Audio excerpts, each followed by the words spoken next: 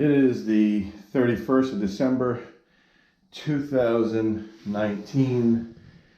Just finished tiling this bathroom the other day, and we need to connect the toilet flange. Well, when I took this bathroom apart, that pipe was sticking out of the ground. I'm going to show you a picture right over here. Look right here.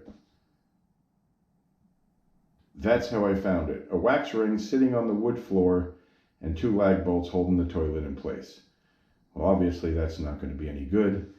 So I came up with this flange here, which sits down into the hole, and as you twist it and tighten it, the rubber piece is threaded and it lowers this to the floor. The problem being, this is too tall, so it leaves a gap here. It won't go down because the pipe is curved right there. That's a 90-degree elbow. So then I thought, this Hydra seat here, I thought, well, that's pretty cool. That has this piece of rubber that pops out. It sits down into there, and you screw it to the floor. The problem is, underneath of here, there's all kinds of free space for a backup to come up and underneath. And I don't like that idea either. Although this flap does hang down past the top of the copper pipe, it only hangs down about 1/4 of an inch. So the copper pipe's about here, so it's not much protection. So I'm going to show you what I'm going to do to fix this problem right after this.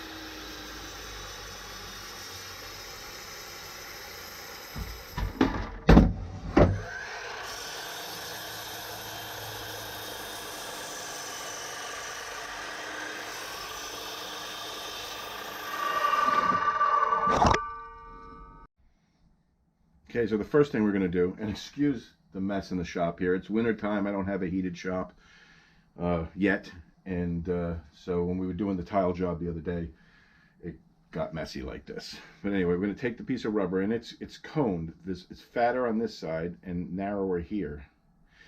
The narrow side goes down. We're going to twist the rubber onto here and bring it as high as we can. So then what we're going to do here is we're going to take the flange and we're going to stick it flat onto the piece of wood and flat up against there. This way it can't go down anymore and can't go that way anymore. And we are going to put some screws, same screws I used for the cement board, with some washers into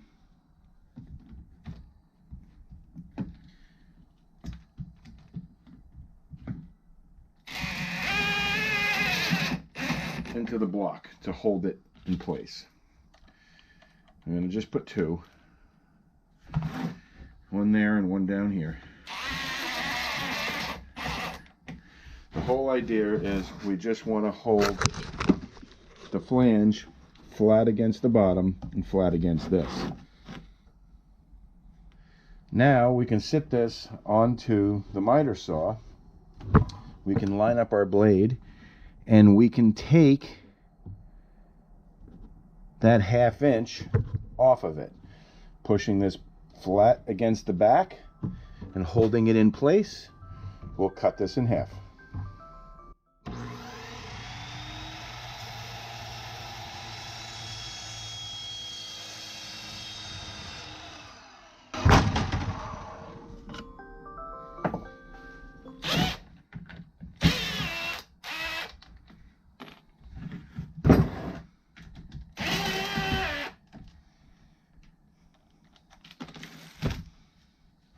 We'll clean this edge up a little bit real quick. Just an old chisel to knock the edge down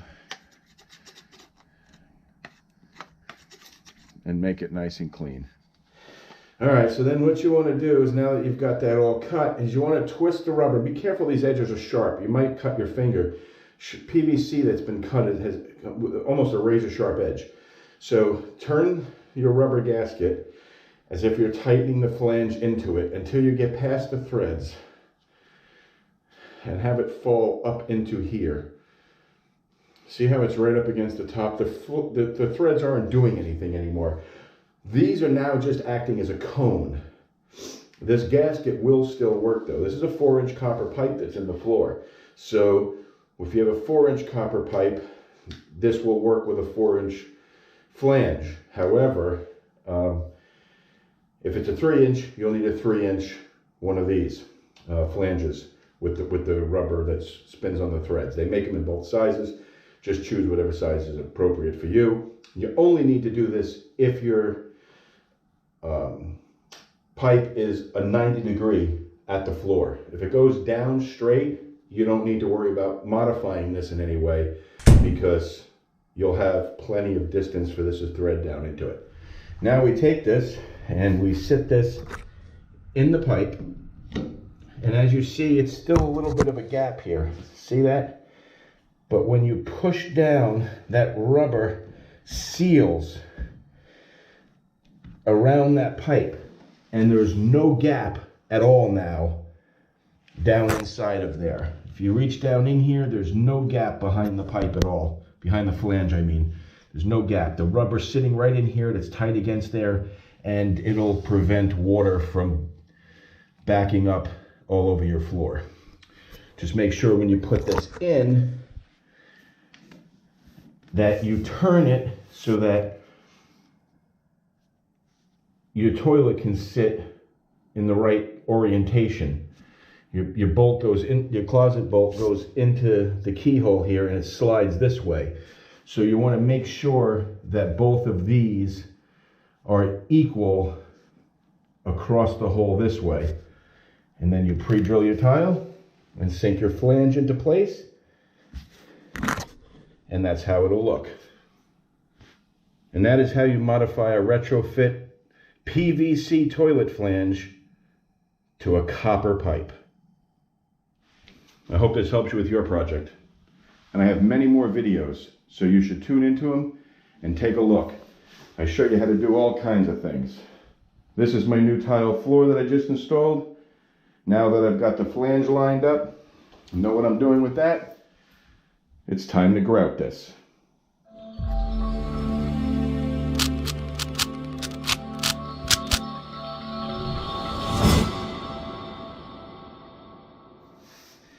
Okay, so the floor is all grouted and dried. We took part of the haze off, and a little while later we will do it again, and then tomorrow I'll mop the floor. There's a few pieces of grout that came loose, not came loose, but was off the trowel, that just floating around here. They're all loose. That'll all be swept up. We're going to go ahead and install this toilet flange like I showed you before, and I want to make sure you understand that toilets come in two sizes, 12-inch and I believe 14-inch. And what that means is you measure from the wall, not the trim, the wall out to wherever your bolt is. So if you have a 12-inch distance to your bolt that holds a toilet in, you have a 12-inch toilet. If it's 14, you have a 14-inch toilet. Doesn't matter for installing the flange, because it matters where you put the hole. So what does matter when you're putting this flange in though is where the key slots are for the closet bolts. So the toilet, the bolts are going to be mounted, and when the toilet's mounted, the bolts are on the side. So you don't want the wide part of the closet bolt flange area on the side. You want the narrow end near the sides.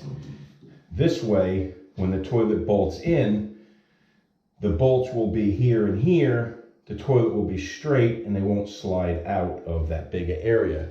Now, the easy way to do that, especially if you have tile, is just set a tape measure across there, making sure your distance making sure your distance here and here is the same, and here looks the same. So as long as it looks similar, your tape measure is pretty straight across there. And that shows that your bolts can go in here and not be close to there. So this is where we're going to install this. What we have to do first is pre-drill the holes and then put some screws in. So the bit you want to use is one of these here, which is meant for ceramic tile and glass. And make your mark where you're going to put it. Make your mark on all the holes.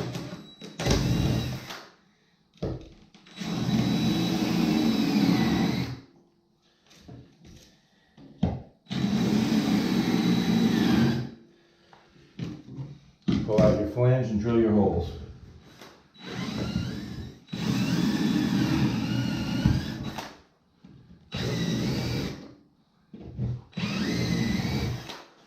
Just like so. You can probably do it with a regular drill bit, but it'll be a much more difficult job.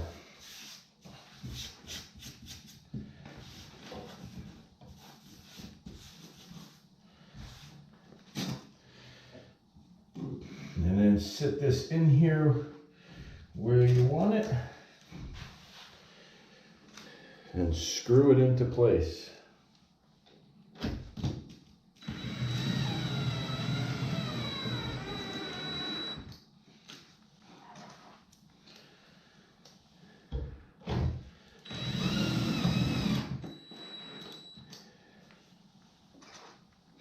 I had to put washers on these screws.